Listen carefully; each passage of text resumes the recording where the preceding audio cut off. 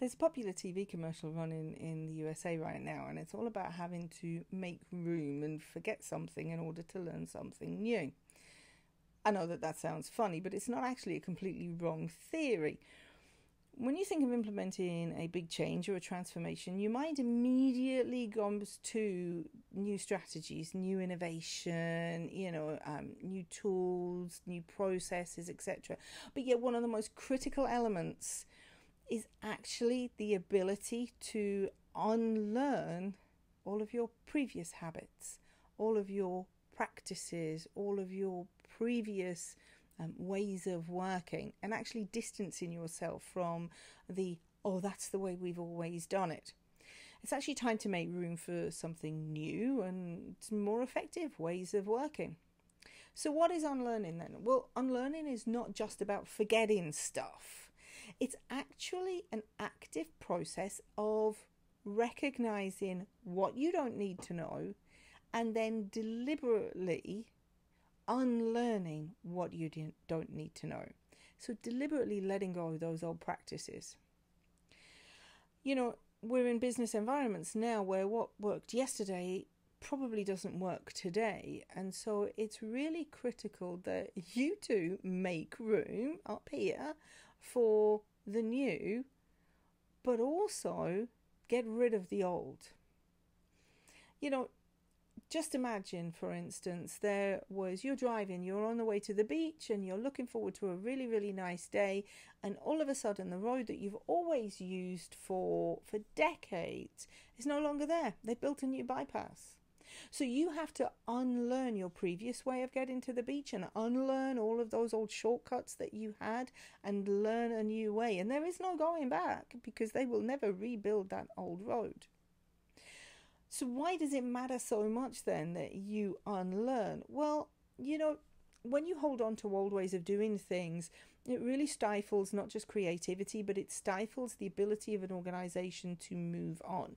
And you need to ensure that your organization is adaptable. You need to ensure that your organization fosters efficiency. You need to ensure that your organization is there for your employees as well as for your customers, and encouraging your employees to embrace change and to come up with new ways of working and to forget about the things that they once knew in the past and bring them into your current ways of working, your new ways of working, looking forward. It really does boost their morale. Do you know how many times your team are frightened to say the words, "I've forgotten"? I'll guarantee that everybody has come out in a cold sweat when faced with their line manager who's asked them something and they've forgotten it. In order for change to be successful, you actually want to encourage that. You want to encourage them to forget. Let me give you an example. I know I still am able to recite the version 2 of ITIL change management process. Log, filter, prioritize, assess, authorize. Yeah, it's still there. I missed out can't actually, so it's not quite still there. That's a good sign, because what use is that to me? What use is that to you? That's ITIL version 2. That's a long time ago. And not only that, but ITIL version 2 was a lot more prescriptive than ITIL version 4, which is where we are right now, which is all about acknowledging the fact that you do need processes and you do need practices, but you have to tailor them to suit your organization. And ITIL version 2 was very, very prescriptive. So I need to physically unlearn that, but I need to give myself permission to unlearn that. And that's a key challenge within any organization. And that's why we talk about boosting employee morale. If somebody says to you, "I've forgotten," that's a good thing. It's not a bad thing. And that's where we have to employ that organizational change management in order to ensure that your team are aware that that's a good thing. So we have two models really that we use with organizational change management. We use Kotter's 8 steps to transformational change when we're talking about large organizational wide change, and we also use ProSci's ADKAR model when we're talking about individual change. And in both of these, if I look at Kotter and we talk about creating a sense of urgency and building a guiding coalition and forming strategic vision and communicating the vision, we really focus as we move through all of those steps. And we cover those steps in another video, but as we move through all of those steps, we really focus on embracing the new. But what we have to ensure that we do is we have to ensure that we unlearn the old, and that we encourage everyone to unlearn the old. My favorite step in Kotter is that first step, and that first step is about creating a sense of urgency. It's about creating a need to change. But as part of that creating a need to change, organizations must remember that they have to create a need to unlearn what they already know. Think about that commercial again, where we have to forget something in order to embrace something new. We actually want to be encouraging that it's okay for your team to not remember training that they had 20 years ago. And in fact, we actively want them to forget training that they had 20 years ago, because that is now outdated. And it's the same when we look at ProSci, and when we look at ProSci's ADKAR model, which is about awareness and desire and knowledge, ability and reinforcement.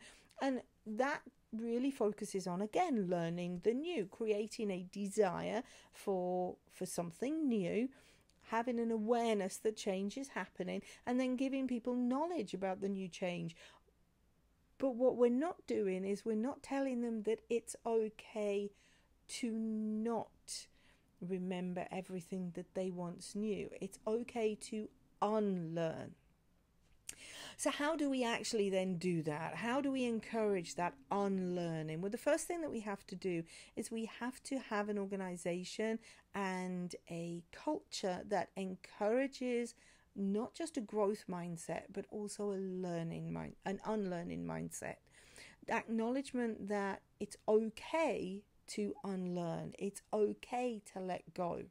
We talk about providing training and support when we're learning something new, but how about providing training to help people unlearn? One tip that I use, which obviously I don't use it very successfully when it comes to that ITIL version 2 change management process, but one tip that I use is that I write something down. And I'll write it down, whether it's in a Word document or on a note somewhere. I'll write it down and then I'll store it. And you know what? It's okay then to not have to keep it up here. I've still got that information. That's my security blanket. It's still there. I still have it if I need it. But now it doesn't need to stay in here. And it's important that leaders are able to lead by example. In other words, when you're implementing transformational change, you have to lead by example too. You have to do the same thing. Learn techniques to unlearn. And make sure that you do that. And make sure that you are empowered enough and confident enough to stand up in front of your team and say, I don't quite remember what we did back then. I can look it up if you need me to, but it doesn't come to the forefront of my mind. Be open with your team and tell them that you're actively doing this. This is an active part of embracing the new. It's letting go of the old. It's unlearning. When you're making changes, the ability to unlearn is just as important as the ability to learn. You have to ensure that you're making room for the new things and that you're making room for more effective ways of working. Okay. If you use that in conjunction with Kotter's 8 steps and in conjunction with the ADKAR model, then you will be able to implement changes more effectively and much more efficiently. So next time you do embark on a change initiative, just remember success isn't just about learning something new and encouraging people to follow new processes. It's also about encouraging people to not follow old processes. Embrace unlearning just as much as you embrace learning.